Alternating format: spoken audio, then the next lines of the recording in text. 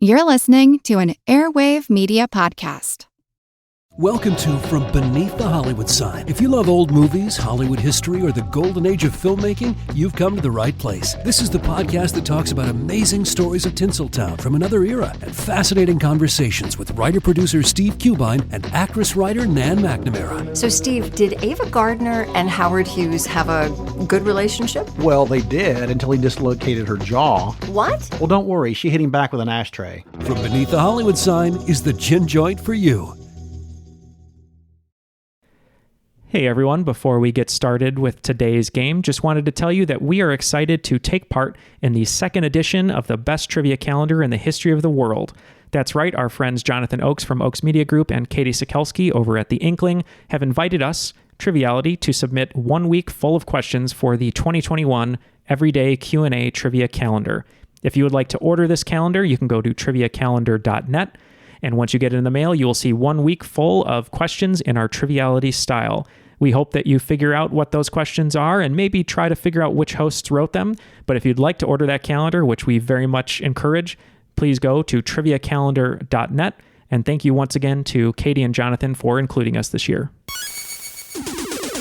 Recorded in Chicago, Illinois, with your hosts, Ken, Matt, Neal, and Jeff. This is Triviality. The cream of the crop! Good afternoon, good evening, and good night, and welcome to Triviality, the game where a lack of seriousness meets a little bit of knowledge. My name is Neal, and I'm joined here by my fellow Mouseketeers, Matt and Ken. How are you both?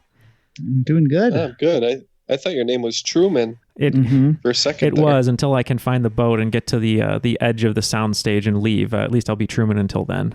But Jeff, I don't think is here yet. He's on his way. He was at an ionized hydration factory trying to make some of his own bottled water, and not really sure how that's going to go down, but we'll see if he's quenched his thirst by the time he gets here.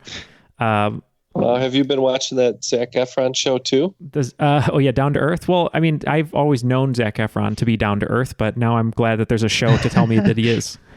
Oh, okay, because they go to a water treatment plant. It's a pretty good show. I like the blatant Visa advertisements. Does he do the? It's like every time he buys something, there's like a close up of the card swiping. It's really wild. Does he do like the splits and then hold up an American Express 2 and say never leave home without it?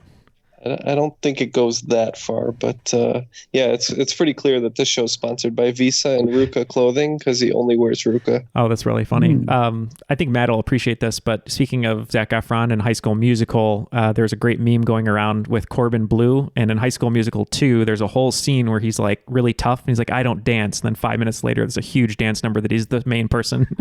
It's really good. But we have a very special guest with us today. He is a Universal Champion on Patreon, and we appreciate his support. We were very excited to have him here to host a game that he wrote for us. And coming to us from Kansas, that is James Campbell. How's it going, James? Well, thank you, Neal.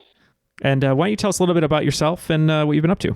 As far as up to, not a whole lot. I'm kind of in the same boat as everyone else. It's kind of mid-shutdown still. But primarily, I am an attorney here in Kansas, and I do predominantly criminal defense. So I represent people in state court, and then also I do a lot of federal criminal defense work.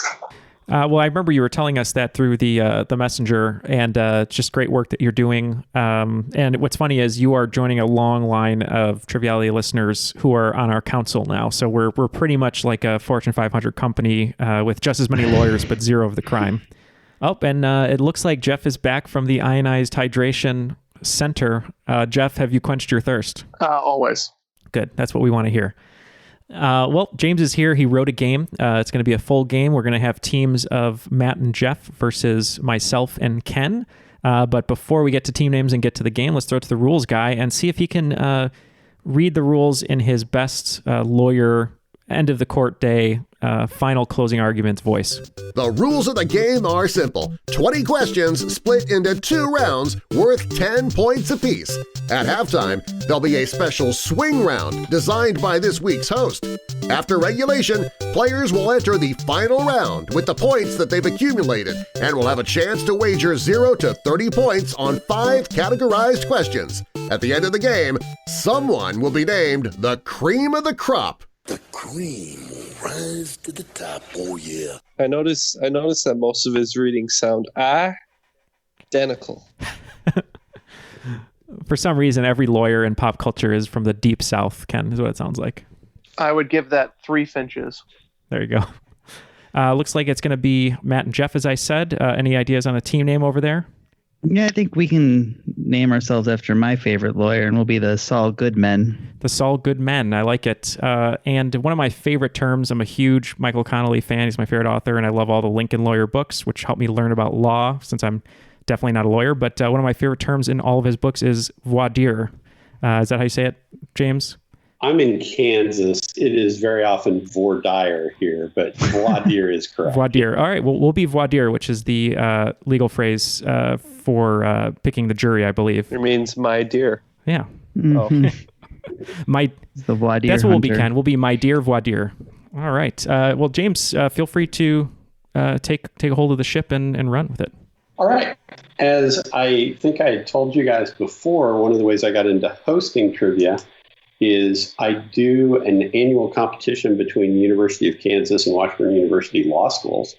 And this is an adapted category from that for the first round.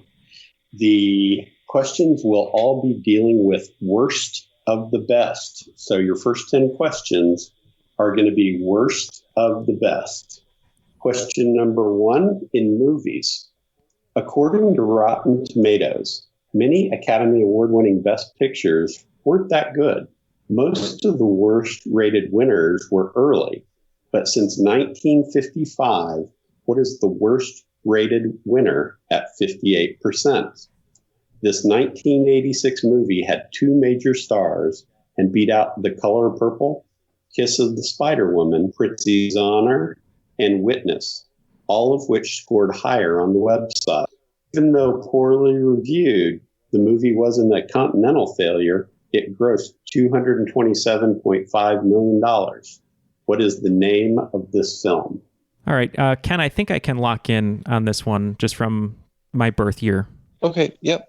Just as long as you caught the note that it beat Spielberg's The Color Purple. So. It did. Spielberg's Color Purple had 11 nominations and didn't win, and only shares that feat with The Turning Point with Shirley MacLaine with 11 nominations and 0 wins. All right. Jeff, I said Crash immediately, and then you said a year, and then I knew I was wrong. Because Crash is usually the answer when you talk about bad Academy Award winners. I have no idea on this one. Do you? I do, actually. I don't know if you remember a while back, I wrote a final round that was all Best Picture winners that had beaten Steven Spielberg films. No, so it's very, very convenient for this question. It is very convenient. So I remember the one for The Color Purple that was beaten by Out of Africa. So I think it's Out of Africa. Toto's Out of Africa. Got it. Yeah, I believe the 2 stars he was talking about are Robert Redford and Meryl Streep, and we also said Out of Africa. And points all around. It was Out of Africa. That was not a continental failure.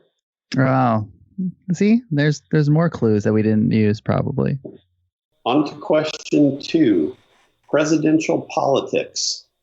Which president received the lowest percentage of the popular vote in the election he won? I think I know, Matt. All right, we'll lock in. Yeah, so I think the thing we're looking for here is an election that was split pretty heavily. And I want to say that when Teddy Roosevelt came back in the election of, it would have been, 1912, he split the ticket pretty heavily against Taft, allowing Woodrow Wilson to win. So I'm going to guess Woodrow Wilson. And I went with Truman due to the Dewey defeats Truman headline. No points in this one. You had to go back a little further. It was actually John Quincy Adams, who only got 30.92% of the popular vote. Second was Abraham Lincoln at 39.65%, but you guys were on the right track with third-party candidates. Woodrow Wilson was next at 41%, Bill Clinton at 43% when he won his first election because of... Ross Perot. Thank you, Ross Perot. Mm-hmm. Question number 3 is economics. The Group of Seven, or G7 as it is commonly called, is an international intergovernmental organization consisting of 7 major countries, which are some of the largest economies in the world. What member of the G7 has the lowest gross domestic product, or GDP, which estimates the size of the economy and growth rate? Conversely, it is the largest in terms of area. We are locked in. Okay, Ken. All right, that's good because I want to discuss. So G7, I honestly can't say I'm too positive about the numbers, but I said maybe Australia. That's a huge country. Yeah, I mean, we're looking at what, like Australia, Italy, Germany, France, Britain, Great Britain. So I don't even know if Russia is in that, but I would assume their GDP is larger than Australia. So I like Australia. That seems logical. Yeah, it seems like it might have a smaller GDP compared to the size. So that's all we're going off of. So let's lock in with that. All right, so they're locked in with Australia. And it's funny, Neal, because you named all of the members, but replaced the one that I think is the answer with Australia. I think Canada is part of the G7, and I'm pretty sure Canada is very large. So we locked in with Canada. Points for Saul Goodman on that. Canada is, in fact, the correct answer. The problem with picking Australia is the United States is actually in the G7, and we are larger than Australia. So they wouldn't have been the largest in terms of size. Question number 4 is sports. Hooray. This member of the NBA Basketball Hall of Fame was an all-time great and holds many records. However, he has one of the worst free throw percentages in history. He went to the line 11,862 times in his career and missed a staggering 5,805 times, a 51.1% average. This former Jayhawk may have done better if he had used something to artificially make him even taller than his 7'1" height. We can lock in. Okay, so Jayhawk, so that's University of Kansas. I sent Shaq to Neal. What do you think of Shaq? Well, I know he was bad at free throws. Well, it's definitely not Shaq because he was saying he was a Jayhawk, which is Kansas, and Shaq was LSU. Which are the Tigers. Hey, there you go. And I just think of Shaq in Blue Chips, the great Nick Nolte movie. Oh man, I don't know who would be bad at free throws. That was you take it, Neal. 7'1". I don't know. This is incorrect because he was a great shooter, but I can't think of anyone. Ken, I'm sorry. So we'll just say Dirk Nowitzki. It's wrong, but. Yeah, Dirk was a good free throw shooter.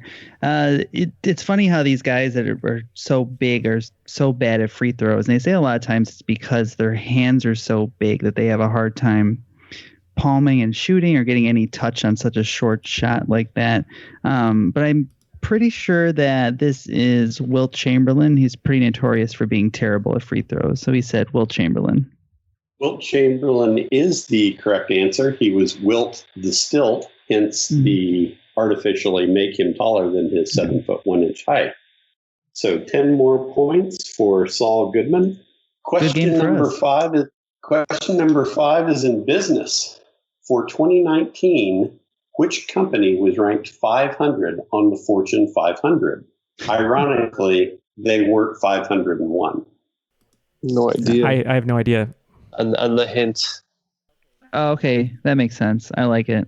Locked in. Oh, wow. Okay, so do you have any idea, Ken? I do not know where the 500 reference or the 501 reference is. I don't. 501. I just don't. I have no idea what that means. I don't. Do you have a guess of just a random company? Because I can't even think of one off the top of my head. I don't know. Apple. Okay, we'll go Apple. Jeff, you answered it. Why don't you tell the people? Famous for their 501 jeans. We're going to guess Levi. Oh, man. Levi Strauss is, in fact, the correct answer. And 10 more points for Saul Goodman and no points for my dear voir dire. Yeah, after 5 questions, it looks like it's 40 points for Saul Goodman and only 10 for my dear voir dire. Moving along to question number 6, the category is pets. According to the American Kennel Club, this has been the most popular breed of dog in the United States every year since 1991. However, this breed has never won at the Westminster Dog Show, although it may have won in Canada. Name the breed. All right, so you're locked in over there, right, Matt, Jeff? Yep. Do you have any idea, Ken? I mean, the Canada clue, first I was thinking of Golden Retriever, but I don't know if that has anything to do with Canada. I know there's Newfoundland in Canada, the territory or area, and that's a dog, right? I think. Yeah, the Newfie. The Newfie. Yeah. Do you want to go with that? Yeah, I don't want to say I have too much confidence on this dog breed question. So, your specialty. Yeah, let's go with that then. The Newfoundland. Matt and I talked briefly about it, and right next to Newfoundland is a place called Labrador. So we think this is the Labrador Retriever or Lab. The Labrador Retriever is correct, and Saul Goodman continue on their streak. Oh man, this can't catch a break today, Neal. I know we're getting just killed here. It's smoked. Yeah. Now we have question number 7 in music. Cleveland is home to the Rock and Roll Hall of Fame. As of September 19, 2019, Cleveland.com ranked every number 1 song in the 2010s from worst to best. What song initially wiggled into the list as the worst? You would expect better from a duo related to Motown Records founder Berry Gordy. All right, so they're locked in. I know that the guys from Neal's favorite band, LMFAO, right? Is that the name of the band? I think they're nephews of Berry Gordy or something like that. And then we were trying to figure out the name of the song. I said Party Rock. You thought that sounds like an anthem. So I think that I'm pretty sure it's Party Rock Anthem. Yeah, what I call it is the song that was playing in every single bar that I walked into in 2010 for like 4 months, no matter which bar, no matter what time. So yeah, Party Rock Anthem, locked in. All right, I'm not good enough with pop music to know if this is the same song or not, but the one where they go wiggle, wiggle, wiggle, because he said it wiggled into the top spot, is Sexy and I Know It, or I'm Sexy and I Know It. LMFAO, Sexy and I Know It. It wasn't Party Rock Anthem, although it also made the list. Is there really a wrong LMFAO song, though, if you think about it? They're all so good. Moving on to technology for question number 8. Google is the top search engine in the world with over 73% of all searches. What friendly search engine is second? So we're looking for a friendly search engine, Ken. We can lock in. They're locked in. Okay. So Ken, what search engine do you find friendly? The one named after one of the friends from Friends, and that would be Bing. Oh, that's right. I was going to say the search engine from No Country for Old Men, friendo.com, but yes, that makes sense. Yeah. Could it be any more search engine? I don't know. We said Bing. Bing at 7%. Yahoo comes in at 3.4%, and then DuckDuckGo at 1.5% and climbing. For our 9th question, we're going to fast food. Started in Kansas in 1916 and generally credited as the country's first fast food chain, what company finished 50th in the Quick Service Restaurants 50 for 2019? It was a very popular destination in 2004. Locked in. Oh, geez. It was a 2004. It was a quick service. I don't know, Ken. Does the 2004... Did you catch any hints in there? What did he say that sounded weird that jumped out to you? I don't know. I was thinking, as soon as you started talking about fast food, I was thinking of other fast food, and then my brain got clouded. Why? What do you have? All right, so I think the popular destination in 2004 is a hint. I think Carl's Jr. was widely considered. Oh, wait a minute. 2004 Harold and Kumar, maybe? No. Oh, yes. Yeah, it's got to be White Castle then, right? All right. Yeah, White Castle. Come on. That's upset. Yeah. I always remember that the weird fact that White Castle is like one of the first, or credited as the first fast food place. But yeah, it's very popular from that movie. A lot of people didn't even think that White Castle was a real fast food place. Some people thought they made it up for the movie, but we said White Castle. White Castle is that popular destination from Harold and Kumar. And to finish up round 1, question 10 is in colleges and universities. Although it is called the Big Ten, the conference actually has 14 schools. Ohio State is the largest with a total enrollment of over 60,000. Name 2 of the 3 smallest in the conference in terms of enrollment. All right, so being as the only person here who went to a Big Ten school, I'll just lock in Ken just for us. Okay, so we kind of were shooting a couple around. We think Rutgers is one of them. It's in New York, I think, but I think it's kind of a smaller school. We said Maryland, Nebraska we talked about. And then we kind of came to Northwestern, which is a pretty selective school, and I don't think they have that many people on campus. Evanston's not that big of a place, so I think we are going to lock in with Northwestern and Rutgers.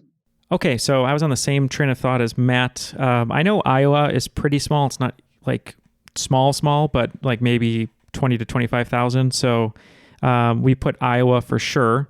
And it was between, I think Nebraska is also pretty small. It might even be smaller than Iowa, possibly. But for our official answers, we went Northwestern, which I don't even think breaks 10,000, and then Iowa.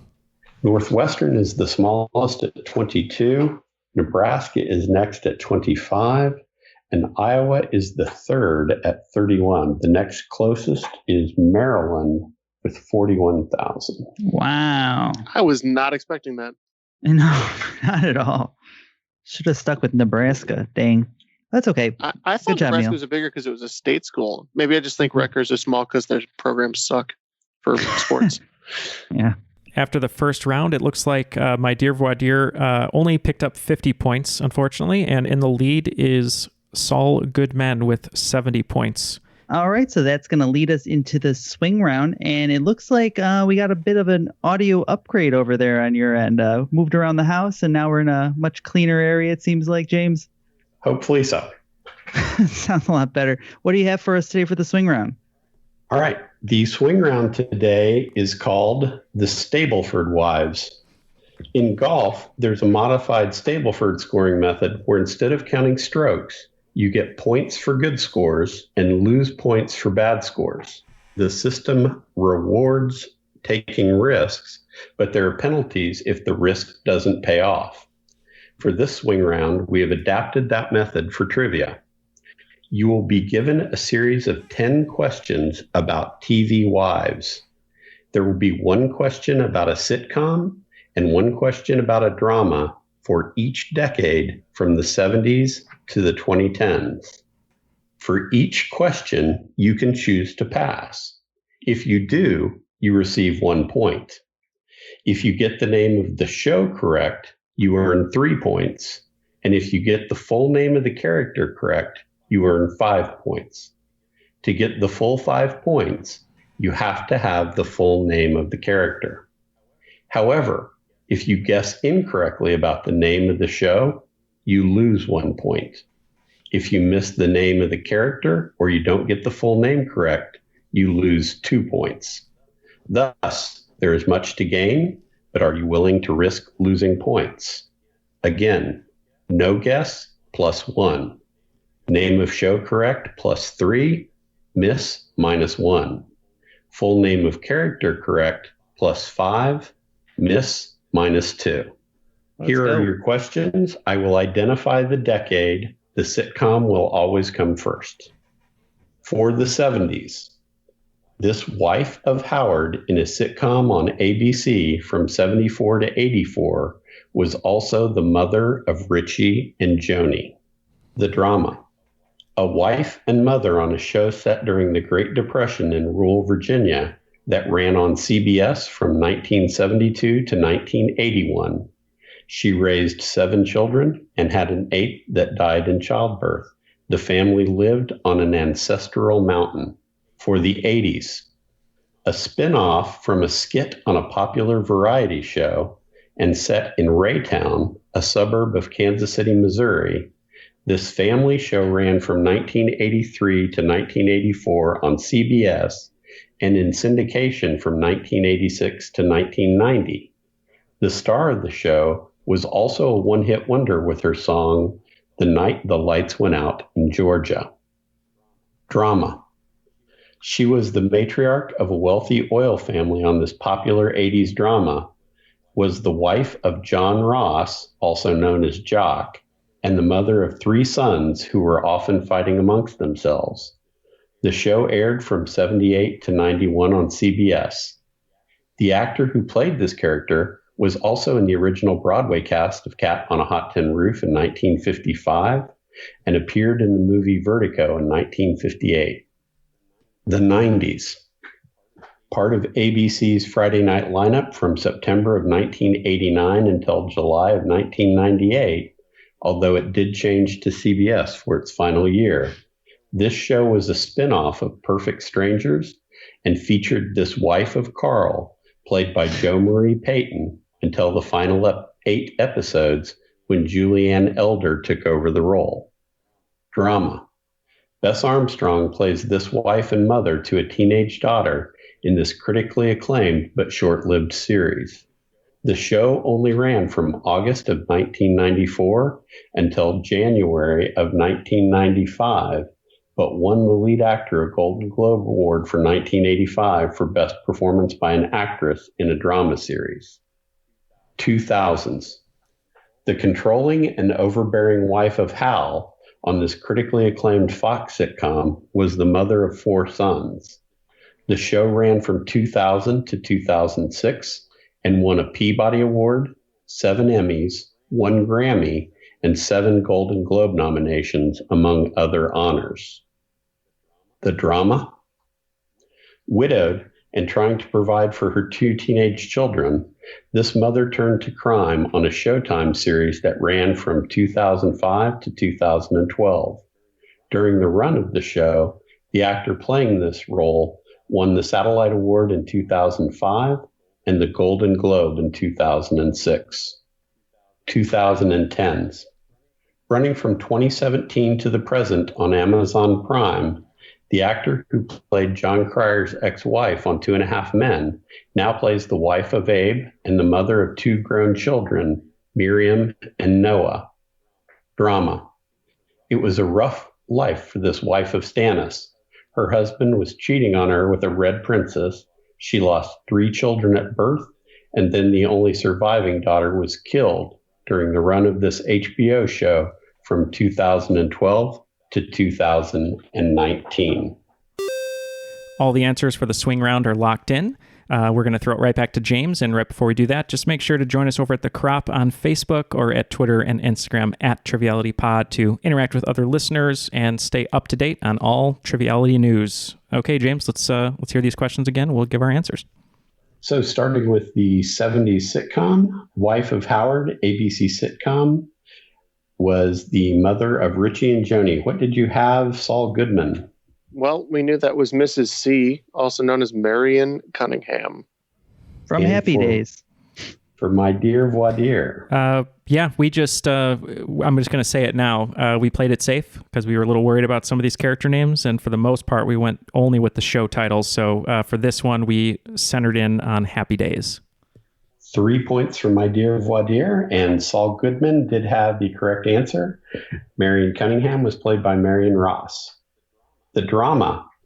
This was a Great Depression era show that was on CBS from 72 to 82, where the family lived on an ancestral mountain. My Dear Voir Dire. This one I knew only based on the Great Depression family show, and I believe it's the Waltons. That's all we had. Yeah, we weren't as sure. I thought this might have been a show about a tiny Hugh Laurie, and we said Little House on the Prairie. Little House on the Prairie, I'm afraid, is incorrect. It was the Waltons. So Saul Goodman lose 1, and My Dear Voir Dire picks up another 3. Moving on to the 80s sitcom. This was a spinoff from a skit on a popular variety show from 83 to 84 on CBS and then in syndication. What did you have Saul Goodman? Oh, I don't even think we answered this one. I guess we're giving this the big old pass. All right. You get a point for that. Over here. And points for nothing. I know, right? Ken and I had a discussion. I think this is the actress Vicki Lawrence, funny comedic actress from Carol Burnett. I don't know the name of the show. I think I may have said it between Ken, but I just know that that's who it is, but I have no idea on anything else. So we're actually just going to tap because we couldn't come up with a good enough answer to wager points on. So you also get one. It was Vicki Lawrence. She played Thelma Harper on Mama's Family. And that was a spinoff of the Carol Burnett show. The matriarch of a wealthy oil family in the 80s, the wife of Jock. What did you have, my dear Wadir? We went back and forth between Dallas and Dynasty, and I think it came down to oil, and we sort of felt that was more Dallas, so that's what we went with. We didn't even think of Dynasty. I just remember being on Dallas, and we said Dallas. That's all we got. That is 3 points for each team. That was Miss Ellie Ewing, played by Barbara Bel Geddes. Moving on to the 90s, part of ABC's Friday night lineup, it was a spinoff of Perfect Strangers, the wife of Carl. And what did you have, Saul Goodman? This is one I actually knew. I believe that would be Harriet Winslow from Family Matters. We knew it was Family Matters, and we knew it was a Winslow. We just couldn't remember which Winslow, but we didn't want to wager that, so we just said Family Matters. Family Matters and Harriet Winslow are both correct. 3 for my dear Wadir, and 5 for Saul Goodman. I have to get that one right. Any TGIF question, that's kind of my thing. So, yeah, you'd lose your membership card. I know. The drama in the 90s. Bess Armstrong was this mother on a very critically acclaimed show. What did you have, my dear Wadir?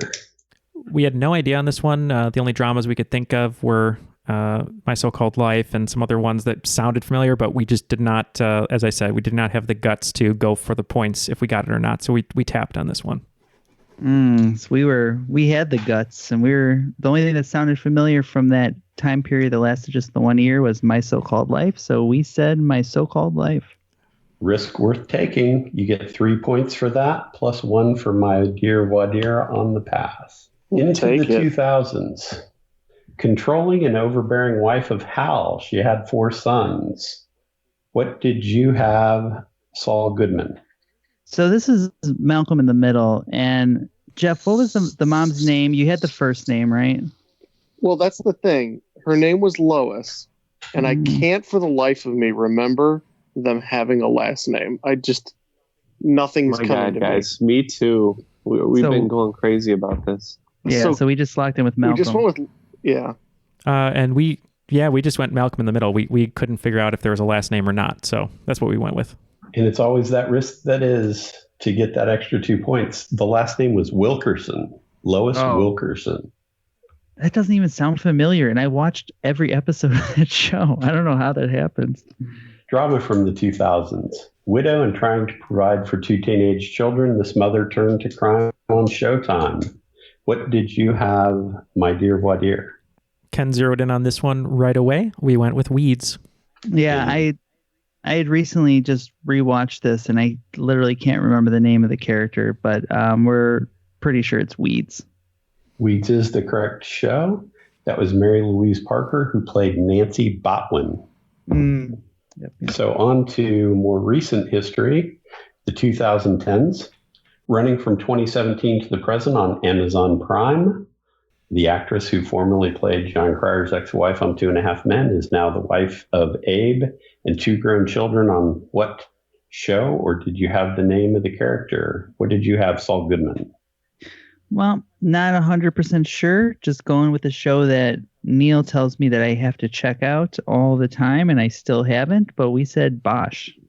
I do say. Does Neal tell you this show is marvelous? Yeah. No, he you didn't. You do need to watch Bosch. That is for sure, especially living in LA now. But yeah, Colleen watches this show all the time. We've seen it a bunch, and I believe the character is Rose Weissman, and she's played by Maren Hinkle, and that would be the marvelous Mrs. Maisel. All right. So the marvelous Mrs. Maisel is correct, and Rose Weissman is also correct. So for 5 points for My Dear Voir Dire and -1 for Saul Goodman. And finally, it was a rough life for the wife of Stannis. Her husband was cheating. Tough luck with her kids. HBO series 2012 to 2019. What did you have, My Dear Voir Dire? We went with the Game of Thrones. I feel like having issues with her children's an understatement since her daughter was burned at the stake. But we said this was Selyse Baratheon of Game of Thrones. Selyse Baratheon is in fact right, so both teams are correct. One team gets 5, one team gets 3. After the swing round, it looks like we picked up a decent amount of points on both sides, bringing our scores to 78 for My Dear Voir Dire and 96 for Saul Goodman. So we are ready for round 2, James. All right. For the first question in round 2, start me up. This is a music question. What song was released in November of 1973 and still always begins on Saturday evening at 9 p.m.? Yeah, so Neal and I had a brief discussion here. I think that Saturday at 9 p.m. is the start of the lyrics to the song in question. Neal said Saturday night's all right for fighting. I said, I just watched Rocket Man, so let's go for it. Well, the show started in 1973, and it is on Saturday nights at 9 p.m. It's Saturday Night Live, but I didn't know if this show this theme song had a name, so we just said Saturday Night Live theme song. Neither of you are getting points on this one. It is Piano Man by Billy Joel. It's 9 o'clock on a Saturday. The regular crowd shuffles in. Matt's usually drunk when that song comes on in the bar, so... We picked the wrong Piano Man. Yeah, we did. You're right. Question number 2, Paint It Black. It's an art question. This famous painting, commissioned around 1639, is 11.91 feet by 14.34 feet and is known for its dramatic use of light and shadow. It has a rather dark history, having been attacked in 1911 by a jobless shoemaker protesting his inability to find work, in 1975 by an unemployed school teacher with a bread knife who claimed he did it for the Lord, and in 1990 by an escaped psychiatric patient who sprayed acid onto the painting with a concealed bottle. Perhaps the Dutch boy should keep an eye on this work. What is the name of the painting? Oh, yeah. Locked in. You're locked in. Okay. So, Ken, this is what I'm thinking. I know I have a few ideas of what it could be, but there was was it a TV show I was watching or a movie? It was very strange, but it centered around, ironically, Hieronymus Bosch, who the character of Bosch is named after in the books in the series. He had a painting called The Garden of Earthly Delights, which is like a lot of really creepy stuff. And I don't remember what movie I was watching, but that's the only one I can think of that's like super big. Bosch, yeah. It looks like a David Lynch type painting for some reason. It's really weird.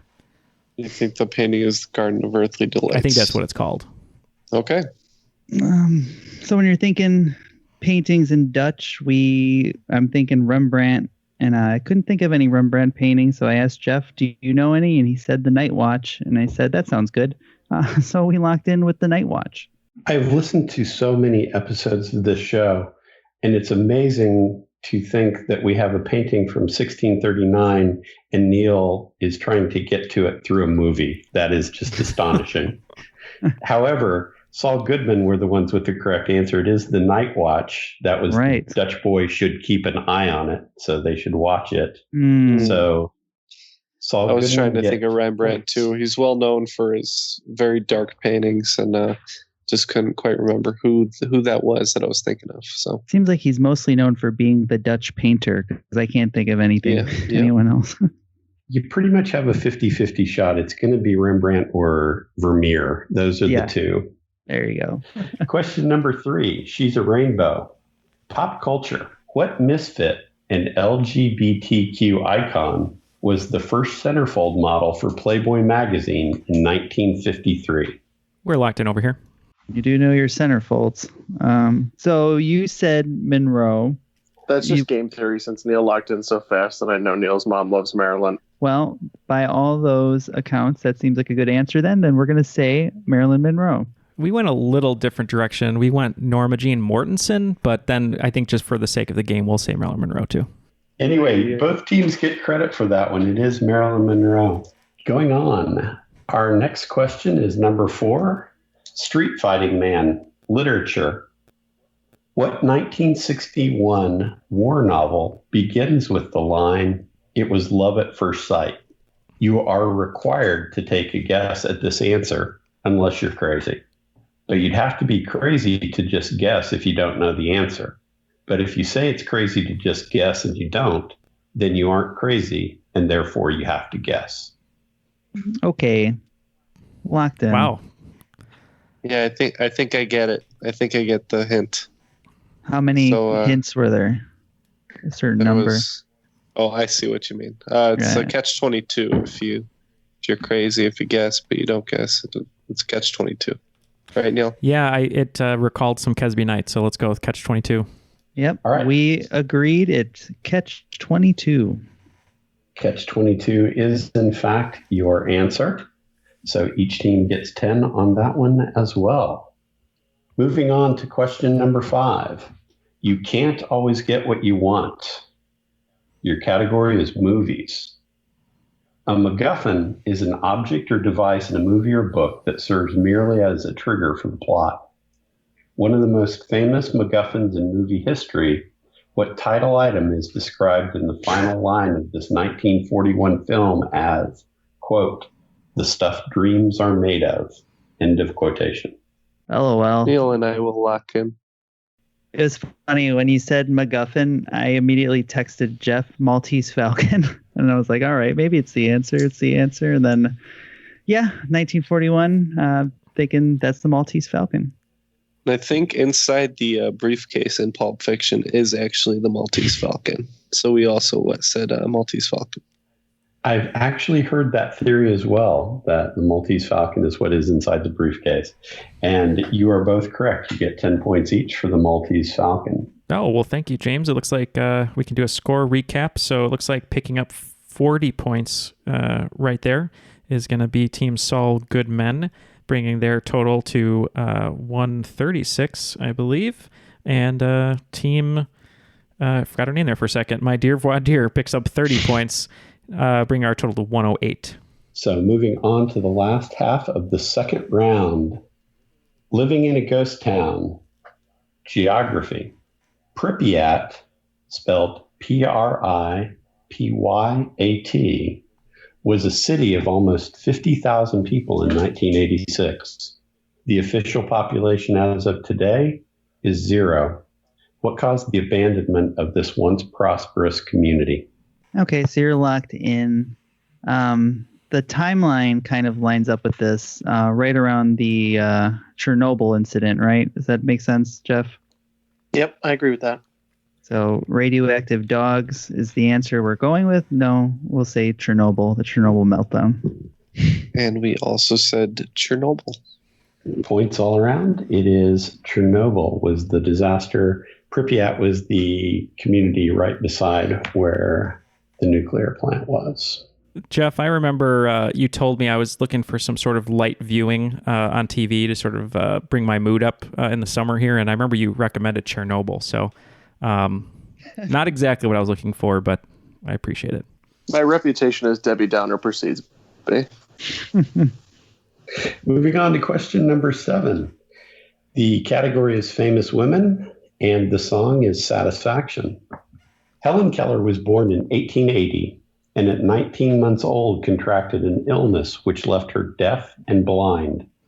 Her life was the basis of the play and movie The Miracle Worker, in which it showed how she learned to speak.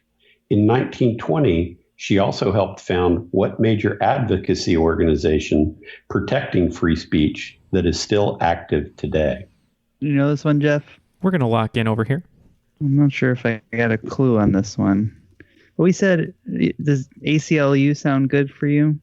I mean, yeah, American Civil Liberties Union, they tend to be the ones involved with free speech. I'm pretty sure they're the ones on Futurama that step up to protect Zoidberg after he eats the flag. So, Well, if that's not right, then I don't want to be right. So we're gonna lock in with ACLU. I would have eaten a flag had I not used my organs to hoist a flag made of my own skin. We also said ACLU. ACLU is correct. 10 points for each side. And perhaps I shouldn't have said anything about Neal getting points off movies if you guys are going to use Futurama to get Helen Keller ACLU reference right. But that is correct. She is so cold. Question number 8 is historical geography. The lyrics to the James Bond Goldfinger theme song refer to the man with the Midas touch and continue with the labored rhyme, such a cold finger. Midas is believed to be an historical king who lived sometime in the 2nd millennium BCE. A second king by the same name lived in the 8th century BCE and is referred to in Assyrian texts. A third King Midas was referred to by Herodotus. They all ruled the same ancient country. What is that country called? I'm going to apologize, Ken, because as soon as he said Goldfinger, and anytime I see the poster or hear the name Goldfinger, all I hear is Shirley Bassey going, Goldfinger! And then I don't think of anything else. So I'm going to leave this one to you. All right, we can lock in then, I guess. So which region are you thinking this is in, Jeff? I'm pretty sure it's maybe like Greek, like in the like Peloponnesian area. Yeah, I was thinking that, or maybe Persian. But you texted me Macedonia. Why do you think? Which is just north of there. So okay. I don't know, and maybe it's just alliteration. I'm not sure. Oh, Midas from Macedonia? Yeah, I mean, I don't know, if we're being honest. Have you met my cousin Midas from Macedonia? He's really got the touch. What a mensch. Yeah, I like Macedonia. Let's do that. We're locked in. Locking in with Macedonia and my dear Wadir. Yeah, pretty much just tossing this out there, but we're just going to say Babylon. Babylon. If you would go between you would get closer. It's in modern-day Turkey, but the country was called Phrygia. Oh.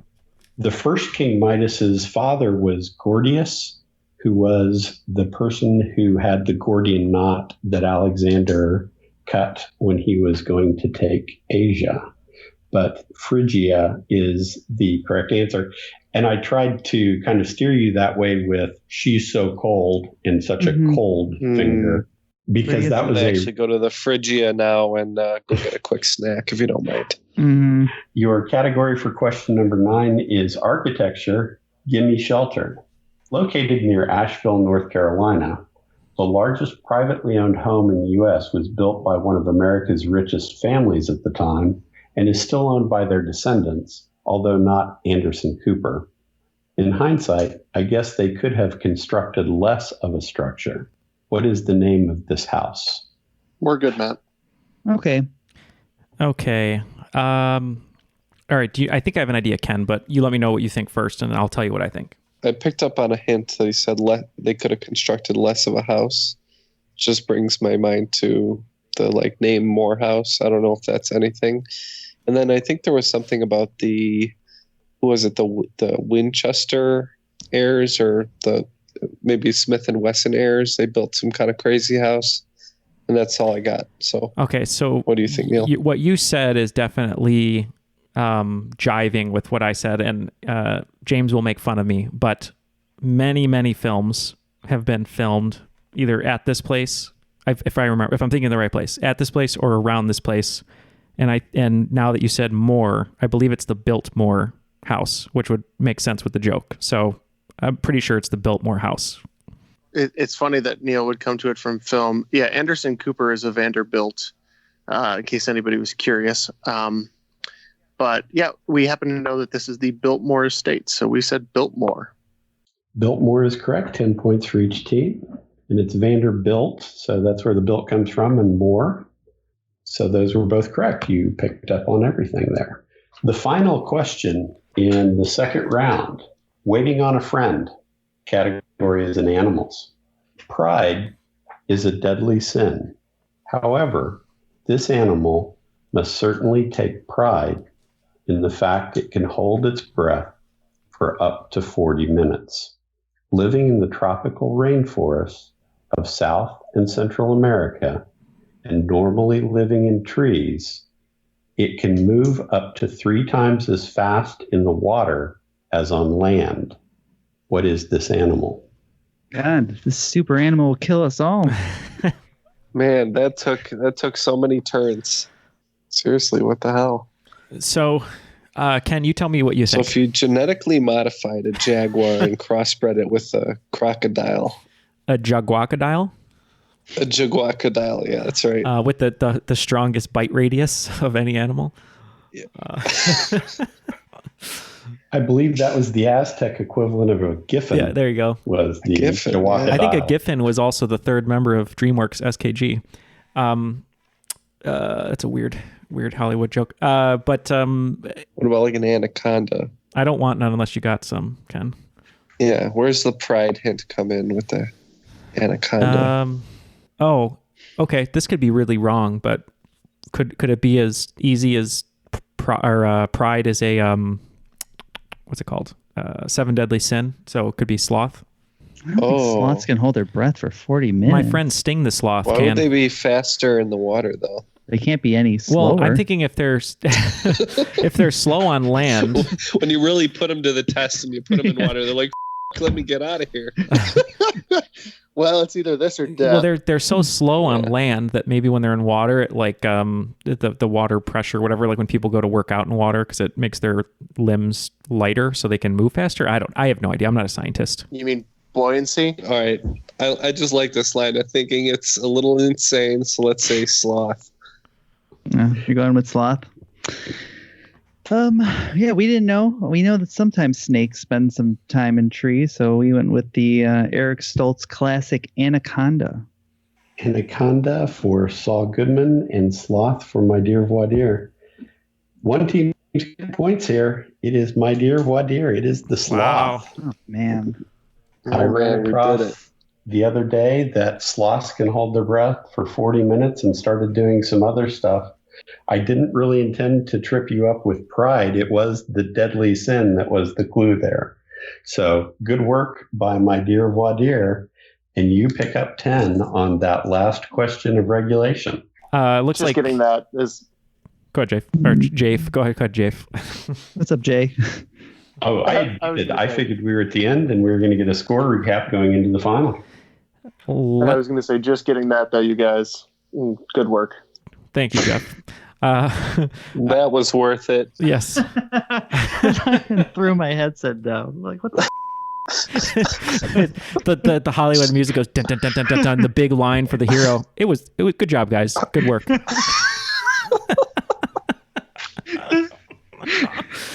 Close up on the rock. He just killed someone. Good work, guys. Okay, sorry. The reaction shot. Don't worry about it. Don't worry about it, Jake. Good job, guys. All right. So that score recap, as James mentioned, 148 for my Dear Voir dire. So we're kind of catching up here to Team Saul Goodman with 166. So those are our points going into the final round. And right before we go there, very, very special thank you to James for being a Universal Champion on Patreon. It means a ton to all of us, especially during this difficult time.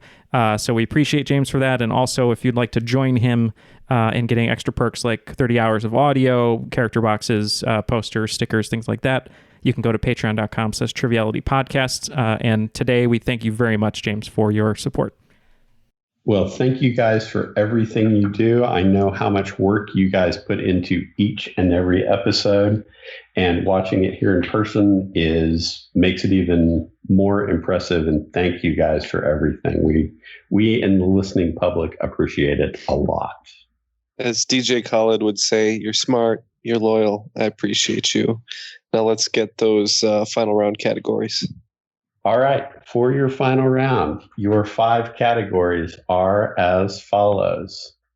Genesis, Exodus, Leviticus, Numbers, Deuteronomy. All the wagers are locked in, and just for the audience at home, just to keep it simple, Team My Dear Voir Dire going 15s all the way down, and Team Saul Goodman calling their shot. They're going 30 all the way down. So we're going to see what happens after this final round, and it's going to be the decision maker here. So James, feel free to give us those questions. Category 1 is Genesis. The word Genesis derives from the phrase, the generation of heaven and earth. The King James Version of the Bible starts, in the beginning. Baseball enthusiasts believe this shows that their sport is more blessed because the Bible starts in the big inning. In Major League Baseball, the big inning would be this inning, where statistically more runs are scored than in any other. There is some conventional wisdom to the answer, but at worst, you have a 1 in 9 shot. Exodus. The book of Exodus describes the relocation of the Israelites from Egypt, ultimately arriving in the Promised Land. Between 1830 and 1850, the U.S. government forcibly relocated more than 60,000 Native Americans from their ancestral homelands in the southeast U.S. to areas west of the Mississippi. Many thousands died during this removal, leading to the incident being called the Trail of Tears. Many different tribes were affected. Name 2 of the 6 tribes that had the greatest loss of life during the relocations. Leviticus. The instructions of Leviticus emphasize ritual, legal, and moral practices rather than beliefs. These laws have governed the Jewish people for thousands of years. Thought to be the oldest set of laws in England still in use, they were passed by Parliament in 1267 under the rule of Henry III, and these laws comprise 29 chapters, 4 of which are still in force as of 2020.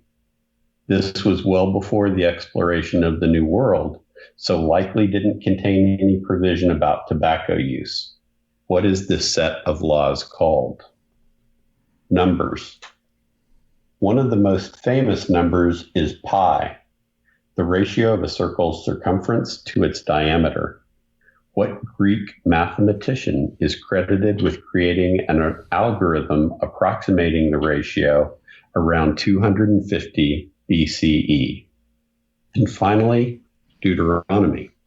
Deuteronomy is the 5th book in the Torah, but the name actually comes from the Greek title for the book. What does Deuteronomy mean? Okay, we'll go over these questions and be back with our answers. After some deliberation, all the answers are now locked in, so we'll throw it back to James to go over these questions and give our answers to see who will be today's cream of the crop. The first question was Genesis, and we talked about the big inning. What is the big inning in Major League Baseball where more runs are scored than any other? Saul Goodman, what did you come up with? So not 100% sure. My thinking behind this was this would be an inning when you generally have your heart of your lineup or your bigger hitters, and then you've already gone through the lineup once, so you've already seen the pitcher. So we thought that this might be the 4th inning. So we said the 4th inning. Good reasoning. We just kind of figured when everybody's fresh, it's the 1st inning, and they come out swinging. So 1st inning. My Dear Voir Dire is correct. It is generally thought to be so because each team is assured that one time of having their best hitters come to the plate. It is the 1st inning. The second question was Exodus, and this was the Trail of Tears, where more than 60,000 Native Americans were removed from their ancestral homelands west of the Mississippi. What were 2 of the 6 tribes that had the greatest loss of life? My Dear Voir Dire, what did you guys come up with? We said the Sioux and the Cherokee. Yeah, for this one, we thought, coming from Florida, it might have been Seminoles, and then we also said the Cherokee. So Seminoles and Cherokee. Cherokee is correct, as is Seminole. The Sioux actually were located in the northern Great Plains. The other ones affected were the Creek, the Chickasaw, the Choctaw, and the Ponca were the other tribes that were greatest affected by that. It looks like both teams are even, so let's get the 3rd one. Leviticus. The oldest laws in England passed by Parliament in 1267, 4 chapters of which are still good in 2020. This was before the exploration of the New World, so likely didn't contain any provisions about tobacco use. Saul Goodman, what did you come up with for that?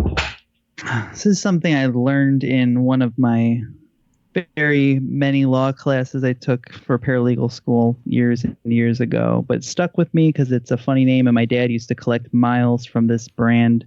I believe it's the Statute of Marlborough.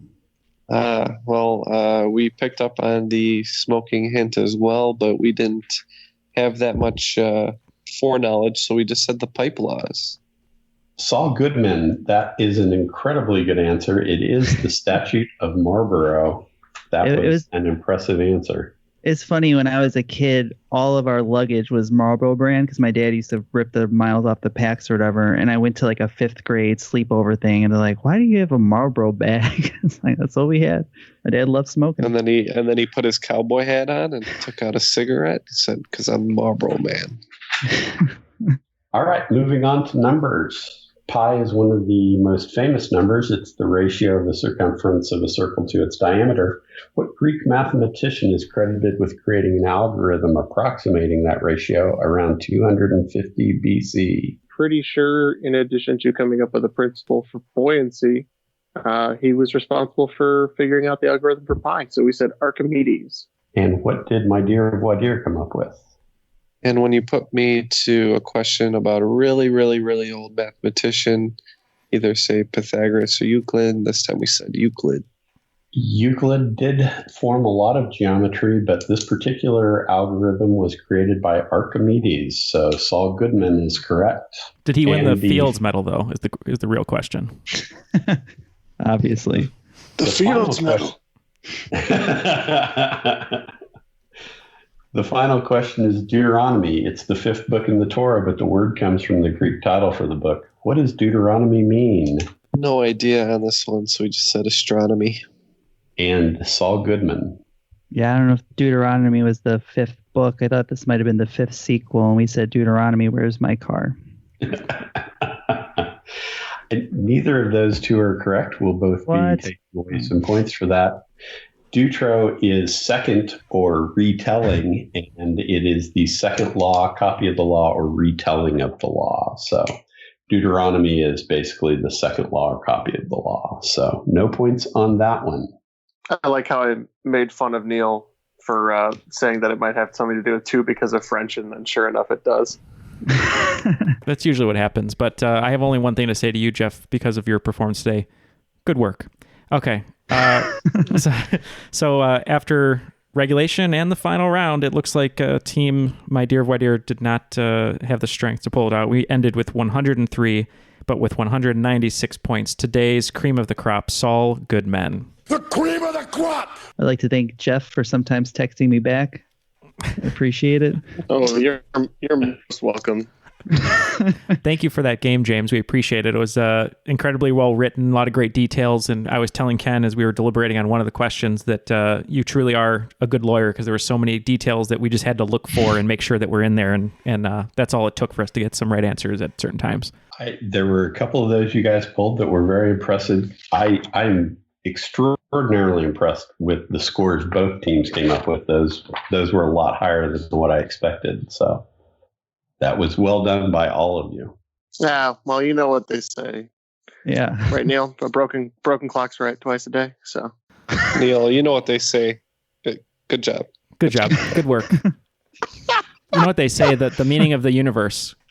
Good work. A real catch-22 there.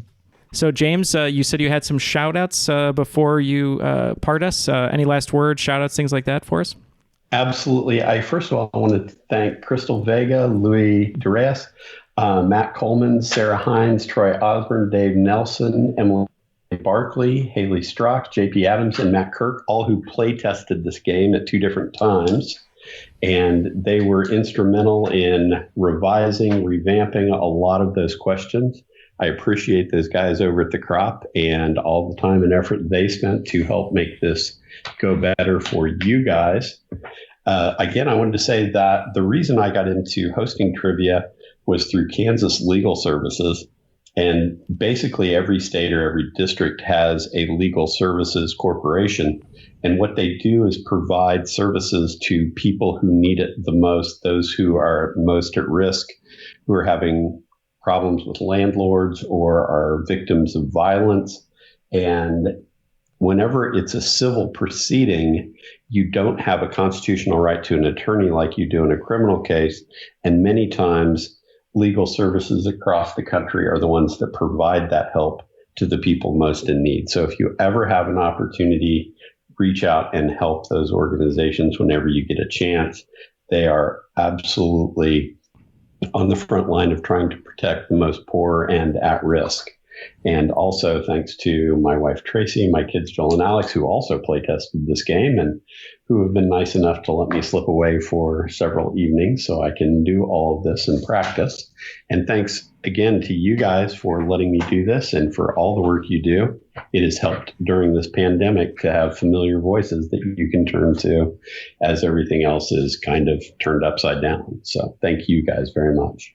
Well, thank you. That message is heard loud and clear, and we totally agree with all those wonderful organizations. And thanks to all the members of the crop who helped out James with the play testing. We appreciate your support. We're going to try and do that a little bit more with guest hosts. Feel free to reach out if you're hosting an upcoming game and get some crop members to help play test it. But James, we had a wonderful time. We super appreciate the fact that you're a Patreon supporter, and it's certainly helpful, especially during this difficult time. So on behalf of Matt, Jeff, Ken, myself, James, and all we want to wish all of you out there is good job, good work.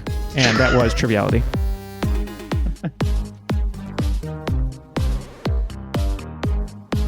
I noticed you're doing all Rolling Stones songs. That is correct. Is that what's happening? So Jeff, what's your favorite Rolling Stones song? And make sure you don't mess this up because you got a girlfriend now. It's true. Painted Black. Damn it. I got it wrong. Angie. Good thing she doesn't listen to this show because she hates that song. I thought you were going to say because she hates the show. Like, wow. I mean, that too. But. It's probably true, but come on.